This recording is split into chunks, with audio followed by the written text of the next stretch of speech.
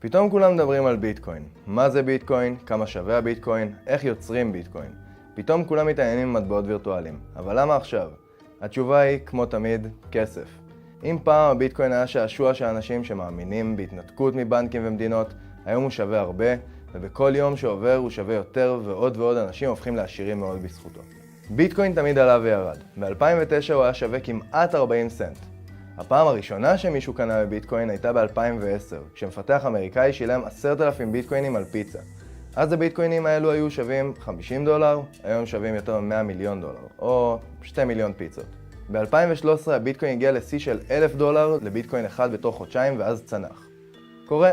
כולם חשבו שזה משהו חד פעמי, אבל אז הוא התאושש והכפיל את השווי שלו. לא רע, נכון?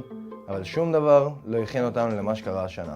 עד אוקטובר האחרון המחיר כבר עלה ל$5,000 ומשם ל$7,000, 8,000 ואתם מבינים לאן אני הולך עם זה. בתוך שנה הערך של ביטקוין זינק פי 10, עלייה של יותר מ-1,000%.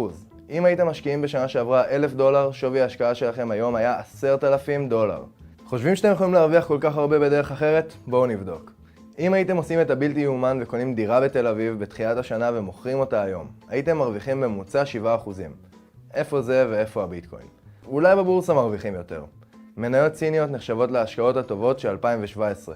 המניה של עליבאבא, הבעלים של עלי אקספרס, עלתה השנה ב-118%. מטורף, לא? לא בהשוואה ל1,000% של הביטקוין. אז איך משיגים ביטקוין? מעבירים איזה סכום שנרצה מחשבון הבנק שלנו לחברה שסוחרת בביטקוינים. רק קחו בחשבון שיכול להיות שתתקלו בעמלות גבוהות וחוסר שיתוף פעולה מצד הבנקים.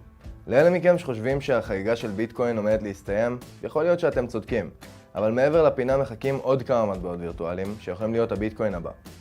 איתריום, שנחשב לדור הבא של המטבעות הווירטואליים, היה שווה בתחילת השנה $7 והיום הוא כבר שווה 450. לייטקוין, שהוא כמו הביטקוין רק עם קצת פחות דרמות, עלה השנה ביותר מ-2,000% ומי יודע לאן הוא יכול להגיע. זה מה שהיה השנה. מה יהיה בשנה הבאה? אף אחד לא יודע. אל תתפסו אותנו במילה.